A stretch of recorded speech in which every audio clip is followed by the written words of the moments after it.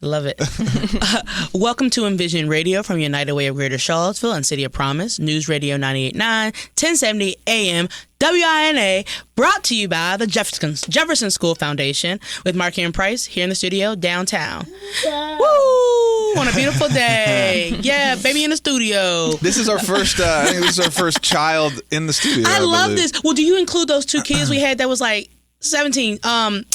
No, come on. The interns? Yeah. Well, no, they were teenagers. Oh. He's 2.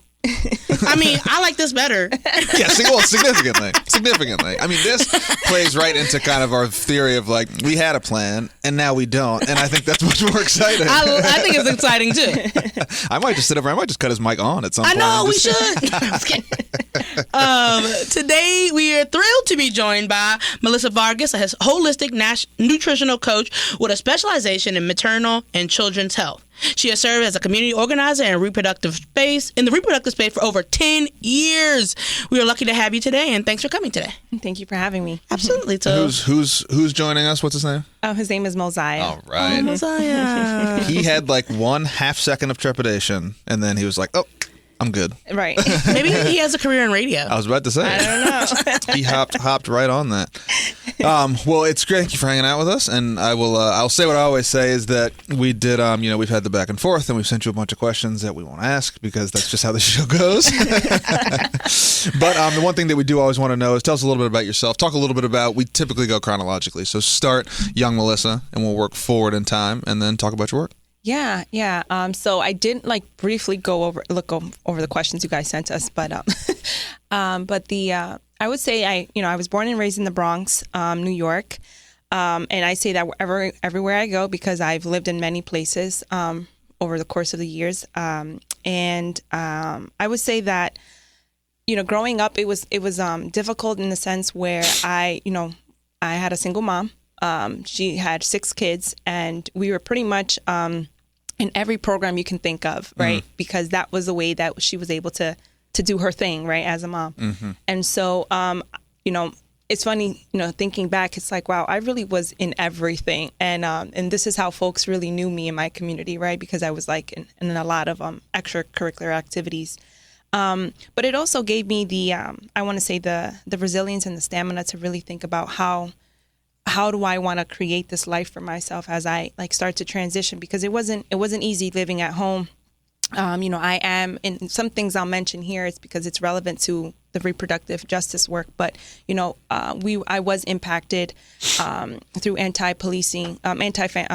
family policing systems, and that is why I'm anti-family policing, and so that's sort of like, I want to say, was the biggest significant event that happened as growing up that really made me think about how I wanted to do things different for myself and for other families, but not consciously aware of it at the moment, right? Mm-hmm. And so I did end up, I did go to Fashion Industries High School, which it's in New York City, and it's like this big thing in New York, right?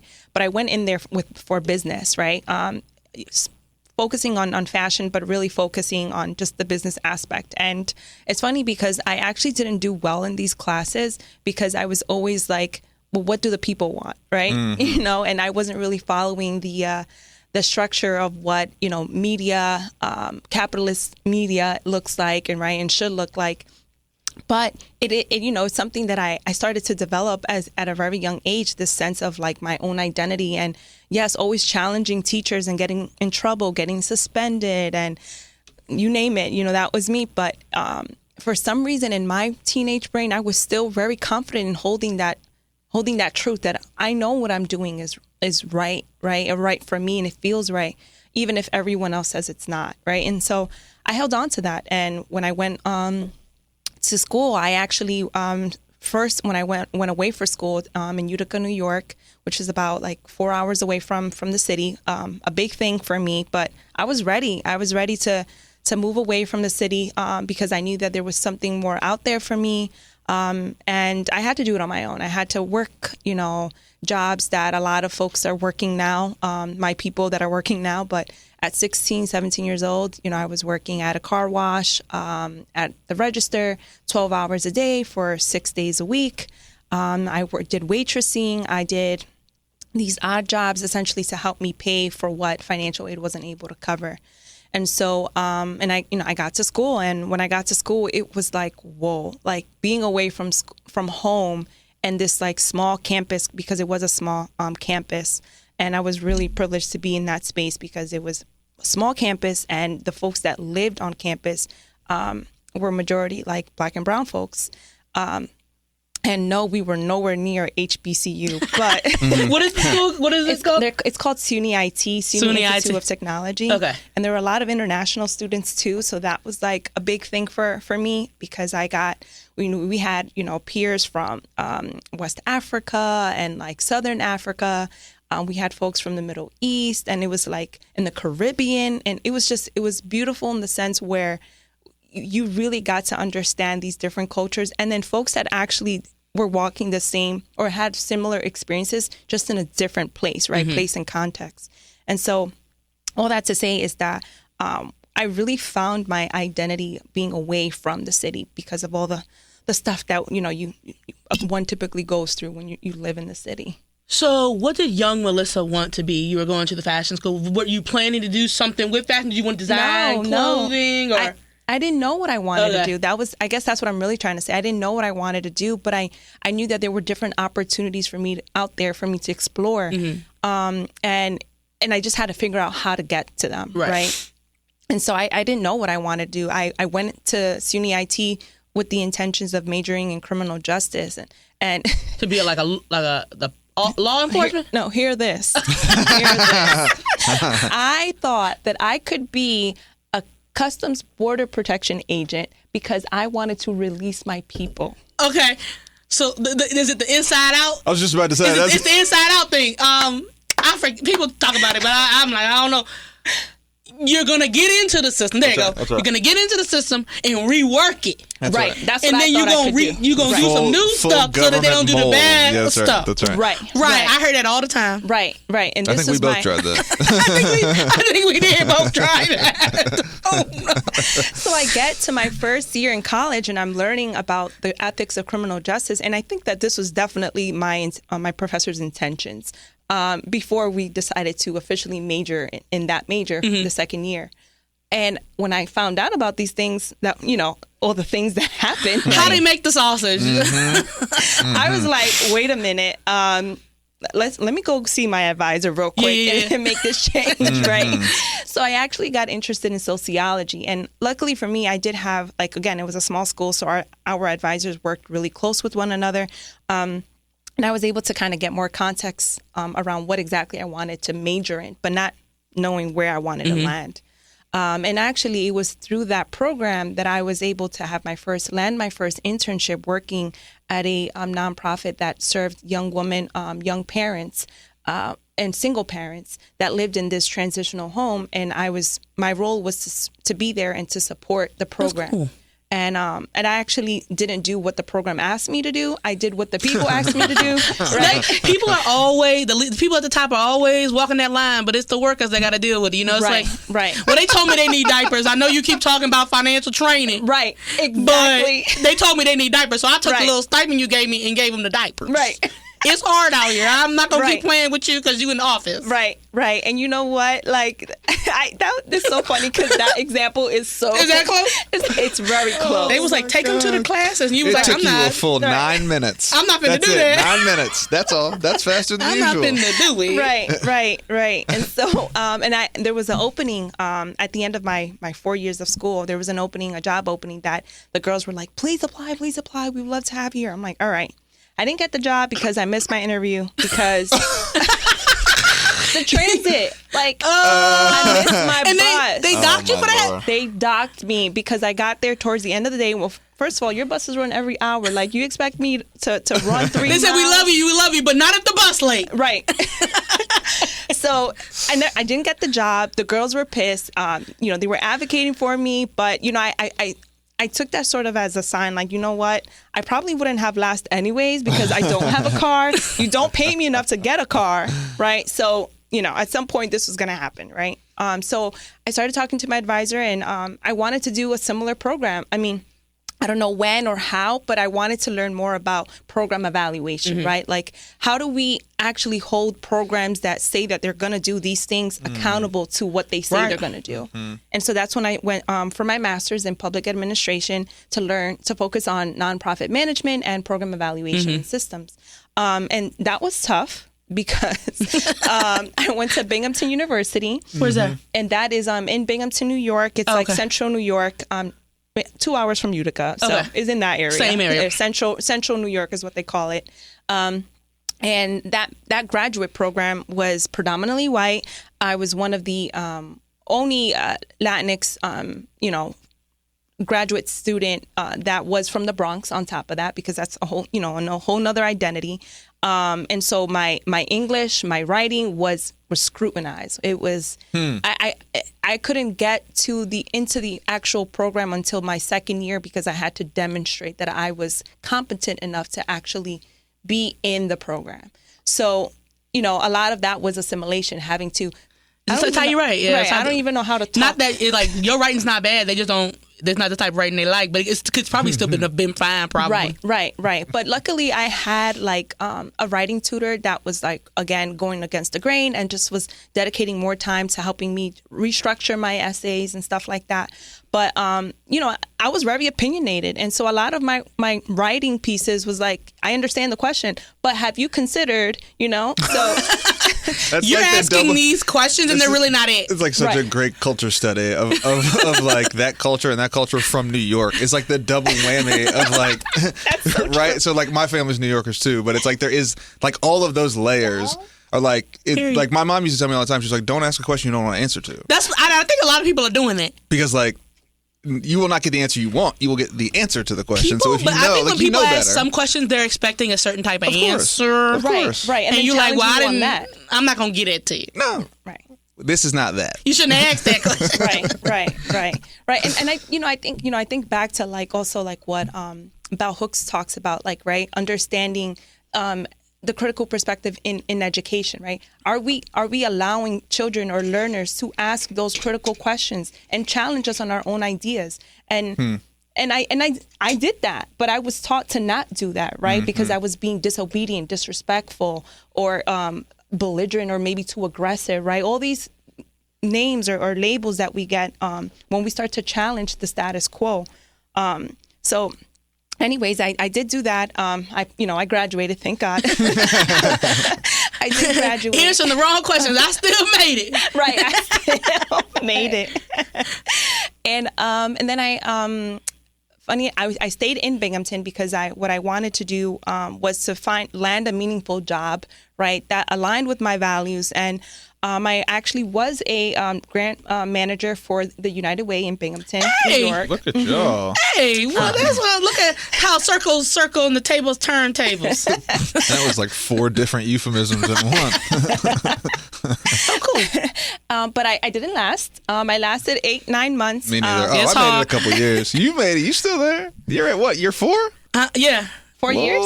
Yeah, mercy yeah, me. Yeah. I mean, every United Way is different. I'm learning that too. In my position, I was we landed this 1.3 million grant to be able to. Don't say that. That my United Way will be down there in Bingham, baby. They'll be down there in Bingham. She did what with who? Who was it? Was it Bill Gates and them? Yeah, right. So I believe it was Governor Cuomo who released this anti-poverty initiative that dispersed all these funds to different organizations for them to disperse it further. Yeah, that makes sense. So the point, the challenge that we ran into is that a lot of that money was not going to the people. So my position was to help all these organizations apply for the grant and to receive this grant, and fulfill the mission of the grant. So the folks that had it, they had the resources to get the people, hire the people they needed to apply. I let them do what they got to do, right? I wasn't even trying to get involved in that.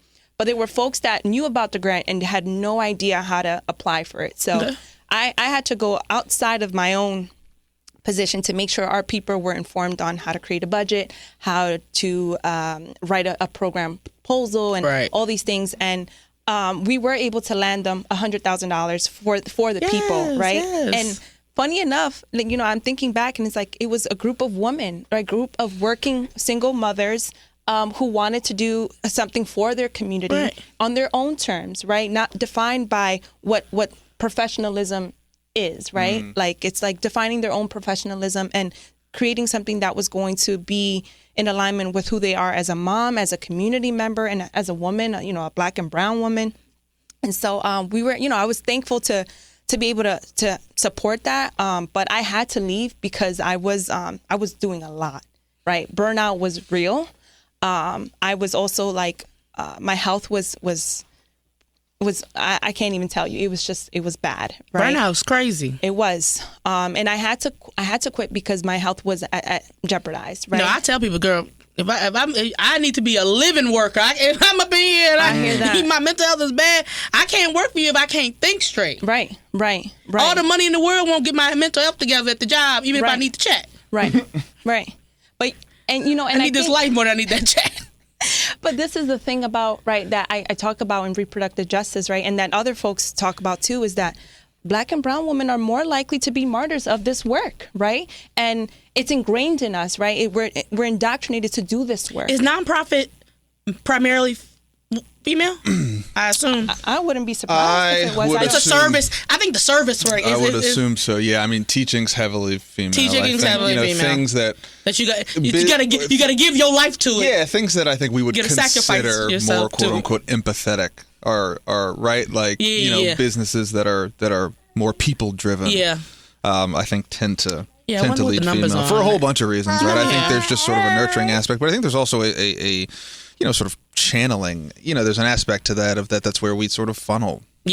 People. Yeah. Right. We're not looking at our little girls and saying, oh, you should be a hedge fund manager, right? We're like, oh, you should be a teacher. You should be a nurse, right? You should be teacher, you should be nurse. A general contractor. You should be a hedge fund manager. You should be and so I think there is some of that enculturative aspect of it where, and I think I don't know that I think that we might be getting better about it, but then there's always just like the drift. Right? It's just like my daughter's 5 and you can see it already of just like, if you're not conscious of it, there's like an inch a day. Right? What, and then she like, she gonna be a teacher? No, of just like who she's around and sort of like the other voices that aren't mine. Right. So if I'm not overly conscious of like, hey, there is also overly this. Compensate. Yeah. So if she going to school every day and hearing that she could be a mother. That's right.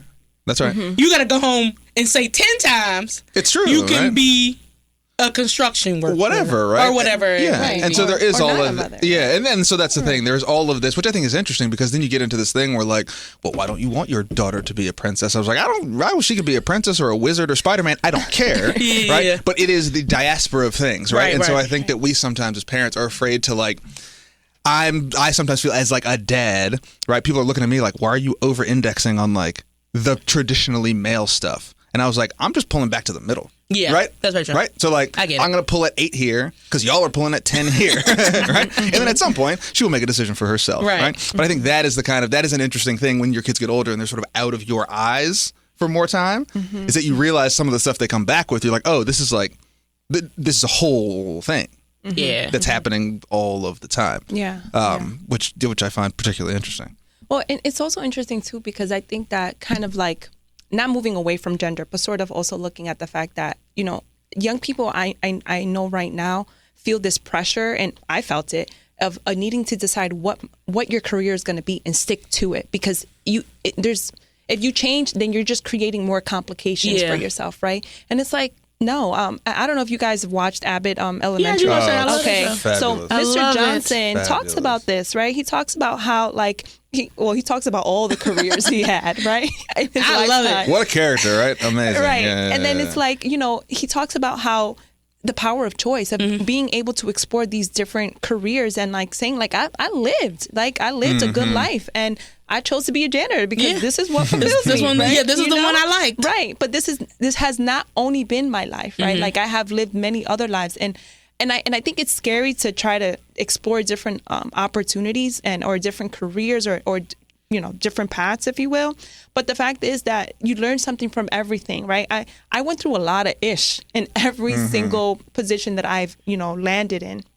But I've always taken something with me, and it has informed me in either in that very next step or even years now, because the fact that I'm like a mom now and I'm working with Mama Bees, it's like, who would have thought that, 20-year-old Melissa, when, about to graduate college, interning at this like transitional housing project program, that would inspire that, right? Or that I would draw from those experiences, right? So I just feel that everything is relevant, and whether it feels like a complete, it feels completely opposite of what you said you were going to do, we have the right to change our minds. We can change today. You could decide today to be somebody different. Right. And the only person you got to talk to about that is you. That is such a funny point, though. Like, It's hard for people. It's hard for people, but I think what you said is really interesting, of that we... I know how old you are. I don't know how old you are, but as someone who may or may not be the oldest person in the room, I think there's, the evolution of how we have interacted with each other has changed to the point where I remember growing up, you didn't know what other people were doing until you either talked to them or saw it. So there's no way to like continuously rank yourself against the rest of the world. You were just kind of doing your thing, right? As that has changed, it seems like there is more of that, of like me looking at you and being like, well, her son can talk, like, Can our son talk? Should our kids be talking? Right? There's this, everyone's doing that thing where we're now all comparison is the thief of joy. Yeah. We're measuring, and then we like put that on younger people. I've had kids ask me, similarly of kids that are 18, 19, 20 that are like, well, like, how did you know you wanted to do what you're doing? And I was like, I said no to this job twice. I didn't know that I wanted to do it until I was 35 years old. So like, do stuff, and I think that's really good advice. And I think it seems sort of obvious, but both frightening to be like, you might do 3 or 4 things that aren't the thing. Right. And you might be 30, you might be 35 before you find the thing. Right. But I would say that what you said is incredibly valuable, that like, you don't know what the thing is until you've done some other stuff. Right. Right? Like you have to sort of experiment your way. Right. There will be that one kid that's like, I wanted to be an astronaut. Right. And then works for NASA. Right? But like, that is certainly the bug, not the feature, at least in my experience. What did you want to do when you were young? What did I want to... People steer you. You're a child. I was very argumentative as a child. I had a really high... Yes. Yeah. People kept on telling me that I should be a lawyer. Okay. And I don't remember if I ever wanted to be a lawyer. Sure. Or if people were telling me... Yeah. You would be such a good lawyer. And I was like, I guess that's what I should do. Sure. So I wanted to be a lawyer all the way until I got to UVA. When did you decide not to go to law school? I got into UVA, and then I was like, oh, dang, there's no one here telling me I could be a good lawyer. And I was like, oh, snap. I don't think I want to be a lawyer, actually. It seemed like a lot.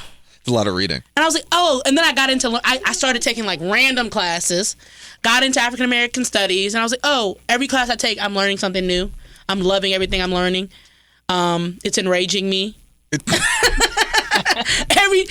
The more and more you read, you realize everything is not unprecedented. And so ended up doing an African American studies and Africana studies at the University of Virginia. So yeah, and I was like, dang, great. I didn't have to be, no one could tell me because I'm out here doing I'm living my own life, and right. It was the best thing ever. Not to be living the life for me. Right. And would you say that experience like basically kind of gave you the validation, like, this is who I don't want to be? Yeah, it definitely. I was like, oh, I don't got to do that because somebody told me to do it. And so it gave me an opportunity to be an adult, right? You're a kid and people are telling you to do all these things, and, because you're argumentative and because you talk too much. And I was like, I think maybe those people are right. And then I realized that those people weren't right. The things that I talked about, the things that I argued about were worth arguing about. I was standing up for people. I was doing what I thought was right. And if that meant people thought I was, a little rambunctious, then that's how it was going to be. But you mentioned Mama Bees. I'd love for you to talk about that a little bit and what that is for people who don't know. Yeah. So Mama Bees actually was born out of my own personal experience. I moved to Charlottesville when I was 8 months pregnant. Previously to that, I was living in New York City, but I was houseless for more than a couple of months. But I was living in the Dominican Republic. So when I was living in the Dominican Republic, I had, pretty much stopped working, and I ran out of money, and so sold my car, type of thing. Hold on, So- hold on. How did you get to Dominican Republic? Yeah, well, hold on, you skipped a whole big part. That's my fault, because I was asking about the specific thing. Like, whoa, how did you get this? Right, okay. So I was living in the Fast Dominican. forwarded through like a fight scene in a movie. It was Like, in New York. That was in stop, the Dominican stop, Republic, and then stop, Yeah, how did you get to the DR? Yeah, What brought you there? So when the pandemic happened, right? So I was actually getting to that point when I got sort of derailed when I was talking about grad school. I started when I was working for United Way, right? Did that for 9 months or whatever. Got burnt out. I needed to take a step back, and so I started to do things that like I enjoyed, Right. that I couldn't get paid for. Right. Yeah, there's that, right? Right. And so part of that was also just like trying to figure out like how was I going to be able to sustain myself, right? So I did rely a lot on my community. Luckily in Binghamton there's a huge like mutual aid community where if you need We something, help us survive. Right. So they definitely helped me get by. And I created this homeschool program where I was helping single moms who couldn't afford summer camp. And I did it from my home. So it was sort of like in exchange for this that's mutual cool. aid, I'm going to watch your kid for like 5 days out of the week, and we're going to do fun stuff because this is what I want to do. This is what my inner child is calling me to do. And this is like healing for me too. Bring back bartering. Right. Right. So, and I'm a master of like finding resources and making it last, right? Making it stretch. So, we were going to the farmer's market, going to like free parks and rivers and things like that with the kids. And it was great. It was great. The girls enjoyed it. And it made me realize this is what I want to do. I want to spend more time with children. I want to spend more time healing my inner child because I was forced to grow up fast, right? And so I couldn't really experience that childhood experience. And so I said, I'm not going to go back to work. I'm not going to go back to that 9 to 5. But how am I going to do this? Because I have rent to pay. I have a car note. And I don't, how am I going to make it? So I started, I basically gave up my apartment, gave everything away, did a little yard sale, pick up, got a few cash from here and there from different things. But I was living in my car. I was living in my car for 2 years. And this was right when the pandemic happened. So, I had actually, luckily for me, I had started an LLC entity to be able to like receive funds and find ways to try to make it work in that way. But I'm glad that I did because it was right when the pandemic happened, and we were getting those what is it, the payments? PP? Yes, the PP. The stimulus checks. The stimulus checks, and for folks who opened businesses and weren't able to launch their business due to the pandemic, receive these state payments. So I was getting $500 like every 2 weeks or so. And that's what I used to pay my car note. And the rest I was able to just like make it work. As many of you know, being houseless is being criminalized, right? Yes. In many parts of the country and the state. And so there were only certain places I was able to actually stay and live in my car and be safe, right? So I'm like, I'm not going to go through this anxiety of living in central New York in my car and worried that, a cop is going to like knock on my window saying, you got to go, right? Or just experiencing that, right? So I said, I'm going to plan. And I started traveling around the country. It was just the best way for me to like make light of this moment, despite that I wasn't like on stable grounds, if you will. And so I did. I traveled for 2 years in my car to different states. I met incredible people.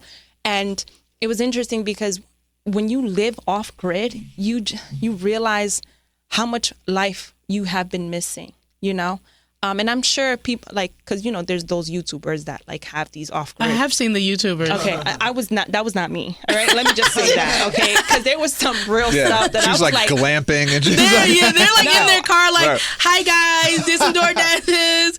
I don't know. Cooking It's next hard to to a like river, look away. You're like, yeah. "Oh, this seems like they're having a good Yeah, time." right. Yeah. No. Yeah. And I'm gonna be real honest. Glamping for Black and brown folks looks real different. Okay, It looks like they're having a good time. when you outside, you're in Pennsylvania and you're sitting. In your car at the And Walmart. you're in the wrong gas station, let me tell you, things could get real quick. And so, oh my God, just even thinking about that, it's like, whoa. And, you know, I did that for 2 years, and like, I felt like it was the break that I needed. You know, I was getting back on my health grind. That's when I started to like look into holistic nutrition, because it was like, you know, a personal thing for me. And it was also a way for me to stay occupied during those 2 years of like living off grid, you know, because I didn't have a phone. I didn't have internet. I had my laptop and I was connecting to McDonald's Wi-Fi. Right. Like, you know, shout out to McDonald's. Shout out to McDonald's Wi-Fi. and making it work. Yes, because I was in there plugged in like, oh, that's what's going on. Oh, okay, you know. But, you know, I had a curfew, 7 p.m. I had to make sure I was back on camp because I couldn't be, you know, out here too late with no, you know, little lights driving out in the dark or whatever. Yeah, right. Exactly. So I was like, you know, all that to say, it was an experience that made me realize that like I could be doing so much more despite what my physical materials look like, right? And so I moved. I was like, I want to take this further, and I wanted to go to DR. That is where my father is from. You know, there was a personal motivation to it because I wanted to kind of understand a little bit more about why my father is the way that he is, and sort of like look at him outside of that father figure role, and like who was he as a man, right? And what shaped this man? And these were all things that came up during those 2 years of being off grid, because things will come up, right? Old wounds and all these like thoughts and decisions that you've made will come up, and I really had to figure out how to like address this before I wanted to come back into the world, right? So maybe not fully healed, but certainly with a plan, right? So I decided to go to DR. I was and the funny thing is the plan was for me to stay there, right? Okay. It's like plans change. We ain't nothing set in stone, but today. Right. And so I sold my car. I was still very much houseless, by the way, but I was like saving up what I could to buy at least my one-way ticket, right? Because I had already like the credentials to be able to stay there for more than a year, if you will. And so I moved to DR, and I stayed there for 8 months, and I was backpacking. I went with 2 luggages, and I came back with a small backpack, like that size backpack of Mosiah's backpack, because I lost everything on the way, right? It was like, I am not going to keep dragging this bag on, you know, so in Spanish we call it motoconcho, which is like a motor taxi. I was carrying these 2 luggages on these as I'm riding. Yes, and it's like, you know what, something gotta go. Yeah, so I don't need it. It's not helping me. Bye. Not improving the life that much. Right, and so yeah, I lived there for about 8 months. I was working with the youth. You know, it's so funny because you think that you can actually approach community organizing in the same way that you approach it here, and it's not. It's very different. And we won't go into that, but it was definitely different, and it gave me an experience to understand, like, I need to, instead of always trying to be the savior, right? How can I work with meet our people where they are, and then work with them from that, right? And I took that experience and I brought it with me, and that's what shaped Mama Bees, because or rather the way in which I approached Mama Bees.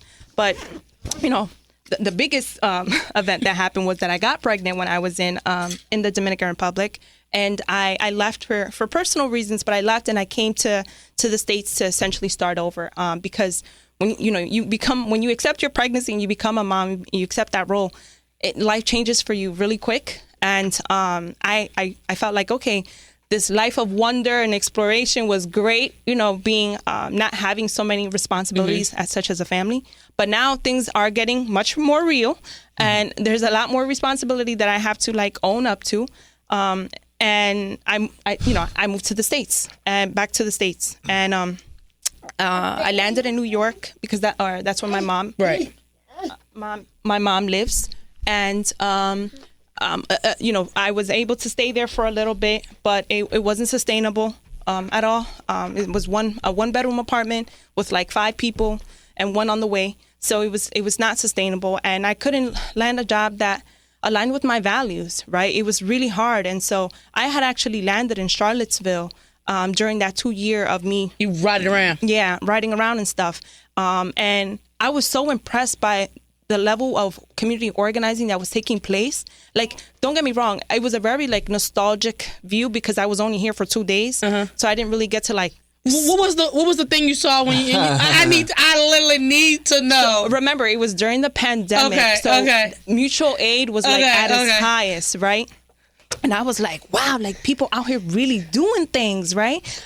But aside from that, I fell in love with the land, right? Like the Rivanna River was where full disclosure, the Rivanna River was where I like camped out for some, for most. Be where you be and get where you can. Right. And it was like a beautiful place for me to rejuvenate, right? To be able to connect with the land and feel something.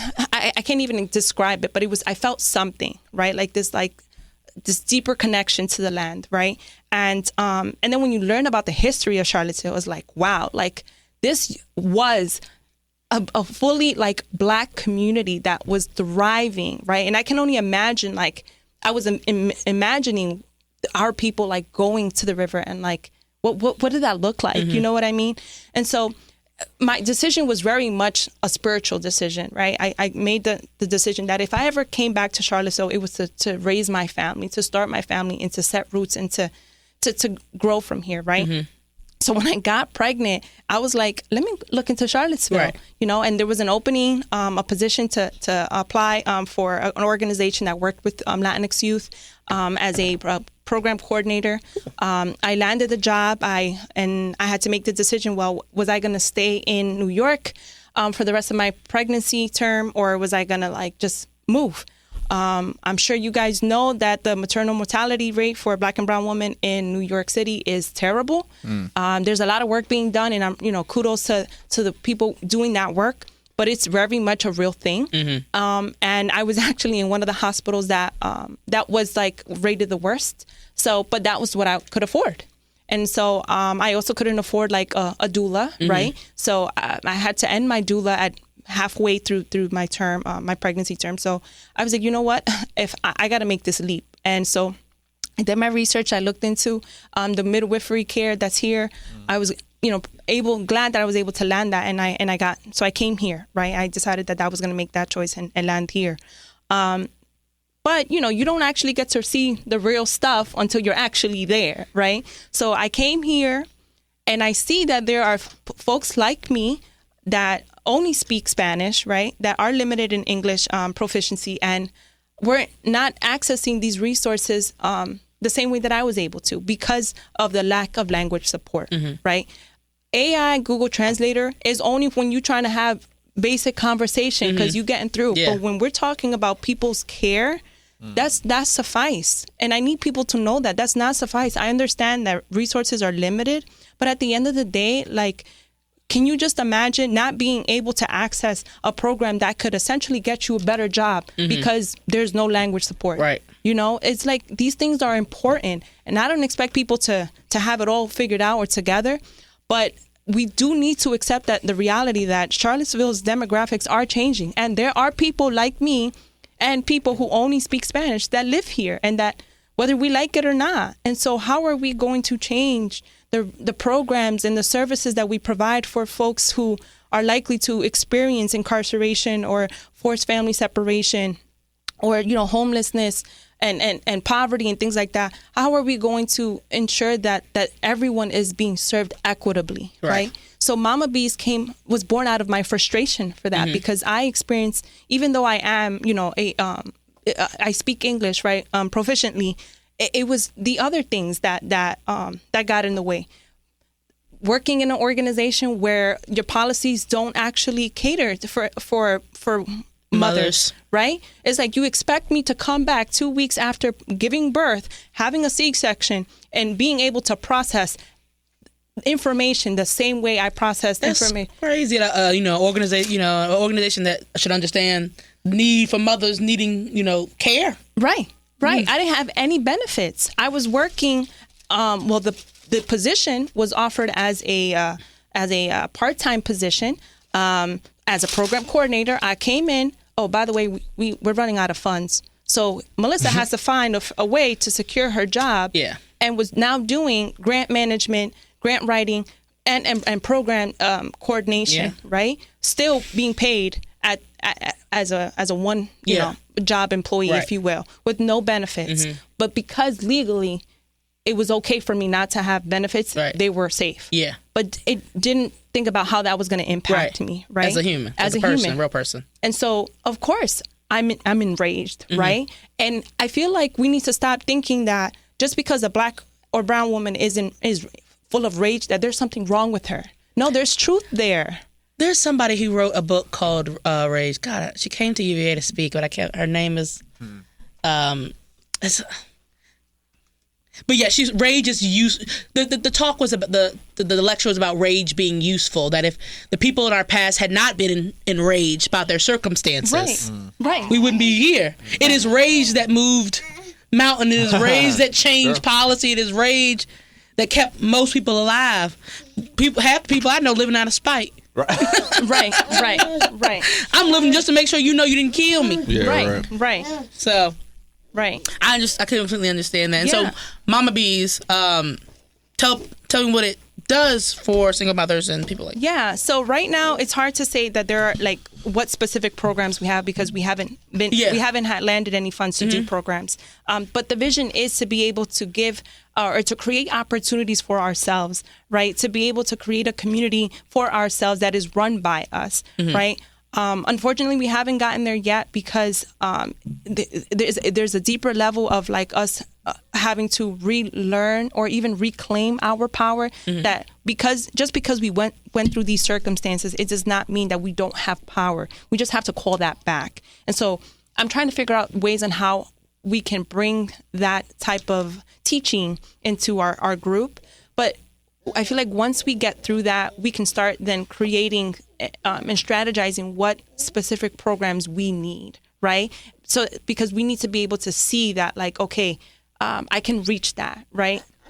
So the goal is to provide training for opportunities for Black and brown women, particularly those that don't speak Spanish, opportunities for them to train in whatever profession they choose, because many of our moms come with experience of self-employment and entrepreneurial like spirit, right? But it's just not having something formalized around it. Right. So it's like I guess what you would call it a workforce development program, right? But it's more of bringing in those trainings and education in Spanish, right? If I want to be certified, let's do it in Spanish. Right. If I want to become a doula, let's do that in Spanish. If I want to be a childcare provider, I want to take the training and certification training in Spanish because, well, and I'm sure you know this, but it's also like language loss is a real thing. So I have to assimilate to the English language because that is what the majority speaks. And it's like, no, like I want to keep my language because it's the only thing that right now I'm able to connect to my roots. It's the only thing left, right? Because I live in a country where it's not necessarily like, or even a town, I should say, that it's not visible, right? It's not visible in our physical environment. Right. Right. So it's more, I don't know if that answers your question, but I do think that I am trying to say that we are very much in the experimental phase and trying things that are going to, that maybe try these different things that are going to give us what we need to be able to gain to more stability, right? And independence, right? Because it's more about that, reclaiming body autonomy, reclaiming our power, and being able to be more independent in the ways in which we want to thrive, right? And not having to always work for someone. Because when our families come here, it's like, oh, their idea is I need to come to the States because I need to work and create a financial stability and then come back to my country. But the idea is that I need to work for someone, and that may not be the only way to do it. Like there are so many other ways that you can still achieve that goal in different ways. You know what I mean? Yeah. You looking at me? Yeah, probably for the at least for the little thing. Oh, that's right. If you are just jumping in, this is Envision Radio from the United Way of Greater Charlottesville, City of Promise, News Radio 98.9, 1070 AM WINA. Price and Market here with Melissa Vargas. And a big thanks to our friend and sponsor, the Jefferson School Foundation, the proud owner of the Jefferson School City Center, where education, innovation, and community engagement come together to build a brighter future.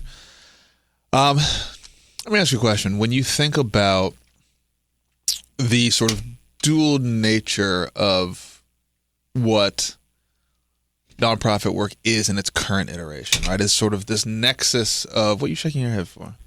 I don't know. I don't. I feel like I know because it's like that question. Just ask the questions. No, this is radio. What are you over here? This ain't TV. This radio. What's the difference? They can't see me shaking my head. I can see you shaking your head. That's your question. It is this combination of something very heart-led and something very personal and something that I think all of us would agree has to have a real tangible human impact and also is a business, right?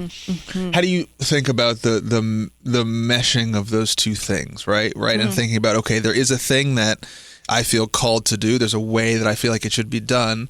Does that match with a viable business that can sustain, right? That can sort of do all the things and sometimes what we would probably consider like more grotesque things that it has to do to get the money to do the other stuff, right? Right. That's what capitalism tells you. Right. Right. But when you read and see and practice anti-capitalist practices, it is very much possible. It's just not going to happen overnight. I've been doing this work since, like I said, since before COVID, when I was trying to do it from my home. I wasn't thinking about, this is definitely going to sustain me. Like, I'm good. Like, after 4 weeks of that program, it was done. Right. So I had to really take a step back because it was like something that I was impacted by. In the sense of that not being able to sustain myself and my basic needs. But I needed to think, okay, I know there's a way to do this. I just don't know what that is yet. And maybe it means I need to take a step back to figure it out, right? Because I don't want to compromise my values just because I'm in survival mode. And unfortunately, a lot of our programs and a lot of our businesses operate from that scarcity mindset. There's not enough money. There's not enough this for me to be able to do this. So I can't achieve that right now. And it's like, okay, like for instance, right now, Mama Bees right now ran out of funds. So I'm not on payroll after May 23rd. I could just walk away from this and say, I'm done. Right. But I'm taking that 6-7 month of not operating, if you will, because we always going to do the work, right? Right. I'm just not going to pay for it. But I have to figure out how I'm going to sustain myself. And I trust I have the skills to find a job. And I'm going to find and land a job that is meaningful, right? That aligns with my values. And that's the part that I say that it's hard to explain because that's the part that I really much like lean into my faith for. And I know that sounds crazy because it's like, well, okay, what's your logic? What's the evidence, right? I'm always asked that, like, how are you going to do it? I don't know yet, but I will figure it out. And I think that because right now, the way that business education and business development workshops, it's still very much rooted in capitalism views, right? It's not, we don't consider mutual aid as something sustainable. We don't consider barter systems as something sustainable, but it can be, right? And it's about, and it's, so how do we create that plan, right? How do we? And I've actually been able to sit in on many workshops where I have learned how to strategize and create a foundation that is rooted in community. And it may not necessarily bring in huge profits like a corporation, but it's bringing profit, right? It can bring profit, but it's going to bring profit over a long period of time, right? So I don't know if this answers your question, but I think that like it's hard to answer that directly because I think that it depends on, what is your goal? Is your goal to make money,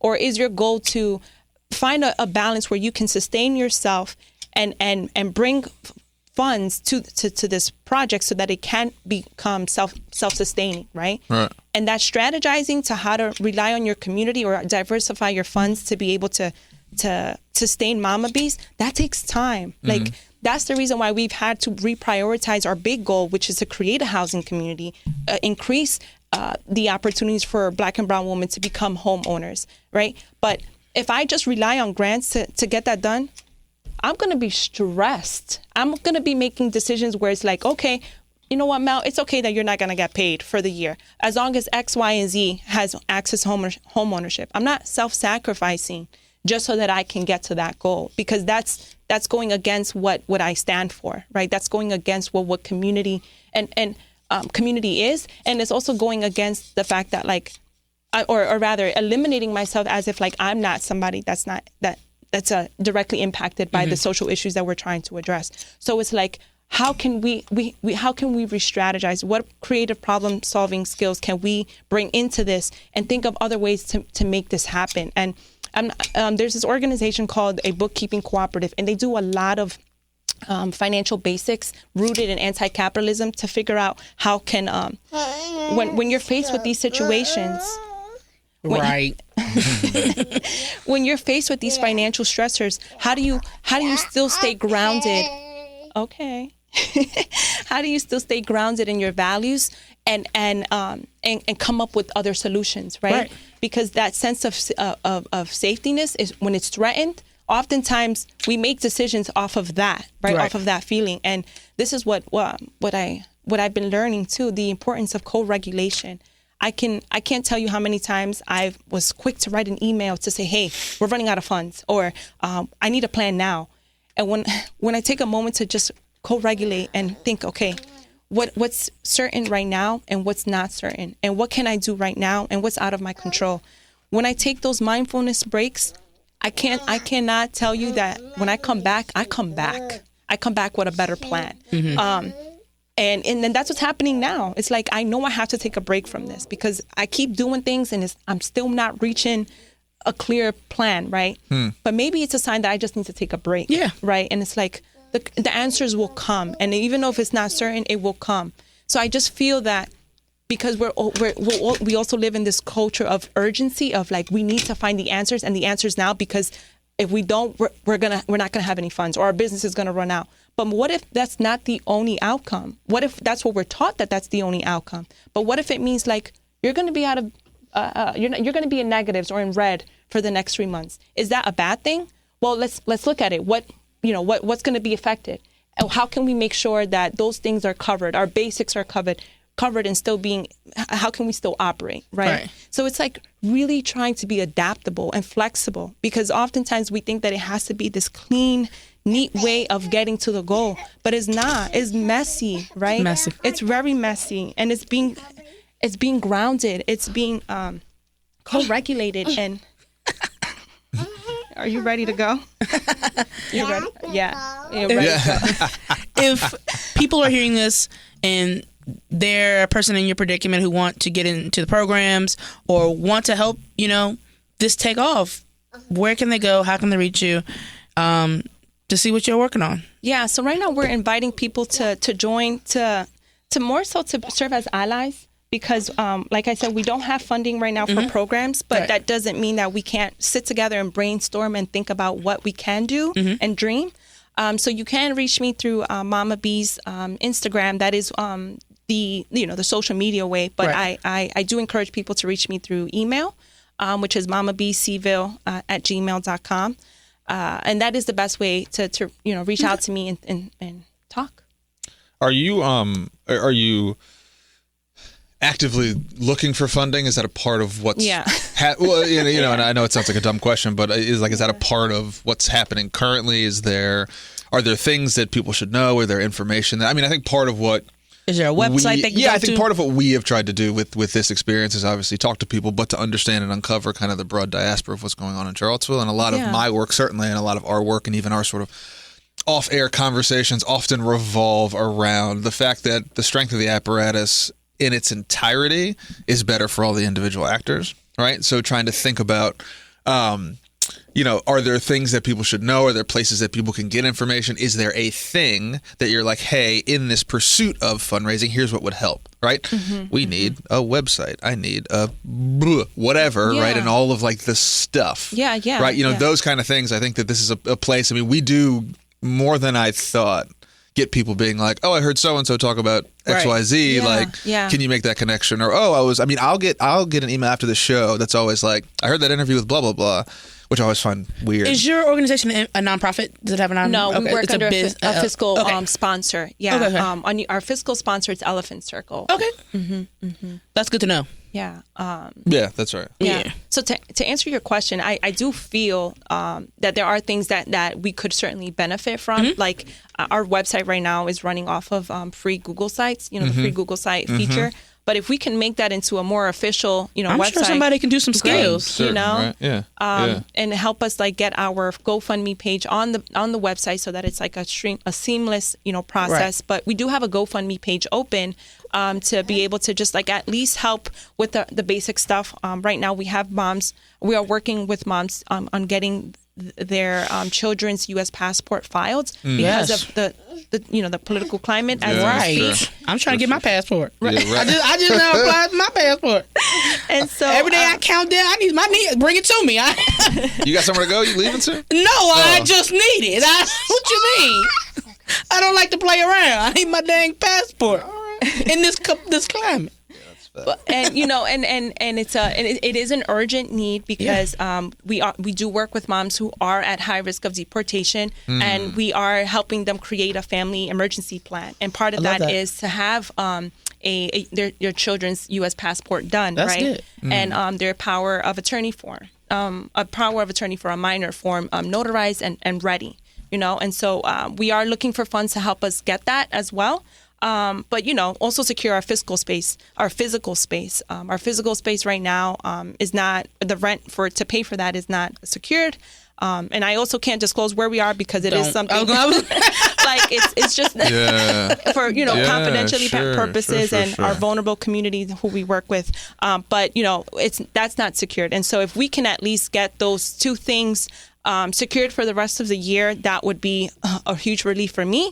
Because even though I am, I'm not on payroll as of, May 23rd, it doesn't mean that I still won't be doing this work, right? I still have to strategize. I still have to look for ways to keep our organization up and going. So I just have to do that while still being in school, being a mom, and looking for a part-time job to fulfill my basic needs, right? What does the Passport Project, do you have a rough number for that? Yeah. So we're looking to raise at least $7,000. We have reached out to our local community foundation to support that, hopefully to match that, so that we are able to cover our, rent for the rest of the year and also our program, the passport program. But we are looking, we did request $10,000 from the community foundation. Okay. And it is to prioritize getting our low income single mothers the scholarship to file their expedited U.S. passports, along with getting a minor, the power of attorney form for their minor notarized and drafted by an attorney, right? So we will have to pay an attorney to create that template and hopefully, get that. Get as many kids notarized. Yeah. Someone should do that pro bono. Yeah, somebody should do that pro bono. But if we really think about it, right, like pro bono, great. That would be great. It's really important that, because I'm also thinking about the people that are doing it pro bono, like, Tanisha Cruz, like, shout out to her for doing a lot of pro bono work, but she's also at capacity, and she's only the very few lawyers that speak Spanish and is an immigration attorney and is doing this work. And I don't know what she's never revealed this to me, but I'm just saying, based off of what you see, what I see, and the busy. Long waiting list. Sure. It's like, maybe somebody else will come along. If somebody else with privilege and the resources that can do this, please. That's the faith aspect of all of this, ain't it? Right. And I think it's I think I've heard it said before that someone mentioned to me that you increase your surface area of luck sometimes, right? And so there's I think that there are sort of non-linear opportunities to put some of these pieces together. And even, we've talked about this too, of like, when you think about all of the intellect that exists at the university, and not only the adults, right? Mm-hmm. I guarantee you, a whole host of really, really bright multilingual students. And I think they have a program that I'm sure they do for organizations that don't have the translations done. You can go to them and they have students on hand to like help you do translations for your clinic. website. There's a law clinic there. Yeah. There's a lot to tap into, and I think that what sounds crazy, but what I think we've all learned is that that sum of money for this town is minuscule. Like, I think that that's the kind of thing that we as practitioners, right, should be very aware of, that like that the impact of those dollars is outsized on your end, right? But for someone to be able to pony that up is relatively paltry, right? And so I think it's important to understand that, like, when we think about what we can do with that amount of money, it's important that we, that was sort of the point of this, of like, how do we sort of, think about who's the one or two people who I know, right? We'll just hit them in the kneecaps and, that's so funny. Change falls out. Yeah.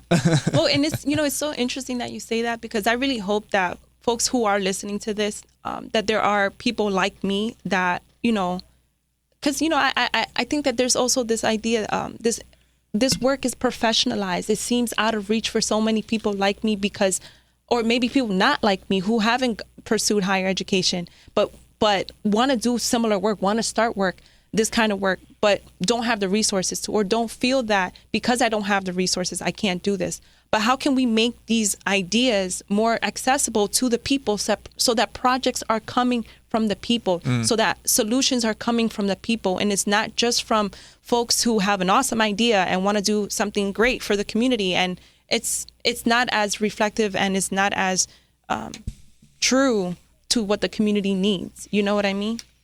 I don't know. I just thought of that when you said that, and I was like, people need to hear that too. I just wanted to make sure. No, I think it's great. Thank you for sitting with us, talking about all the things you talk about. We always hope that people come on the show and feel open and vulnerable to disclose how life is and the things they're working on. And so we're super excited you could come on and talk to us, and hopefully someone out there is listening to this and can make a way, and we walk on faith, right? So thank you for coming. Yeah, thank you. Thank you for having me. Boom. You got anything to say, young man, on the way out? You want to say something? You want to say hi? You want to say hello? Yeah. Right into the mic, young man. Yeah. He's a star. Yep. Say it. And he dropped the mic. Do you want to say hello? You say hi? Come on, please. It's coming. Yeah! There we go. I need that. We need that as like a sound. We need a soundboard. As like a soundboard. I just need, That's what. You're so good. Yeah. It's okay. We'll put it back up there. Just this. Nah, you're good. It's all replaceable. Well, thank you again. And if you want to get in touch with us, you can check us out on social media on all platforms at United Way Cville or at City of Promise. And give us that handle one more time. Oh, it is at Mama B's Cville on my Instagram, and my email is mamabscville@gmail.com. That's great. And we get support on the show, again, from folks at United Way and folks at City of Promise. If you like what you hear, share us with your friends. Subscribe on your favorite podcast platform for new episodes every week. And, of course, the best way to support us is consider making a gift to Mama B, City of Promise, United Way, any of our great local nonprofits. That's how we do the work that we do. And, of course, this show. Big thanks again to our friend and sponsor, the Jefferson School Foundation. And for Melissa and Marky, this is Price. Peace. We'll see you next week.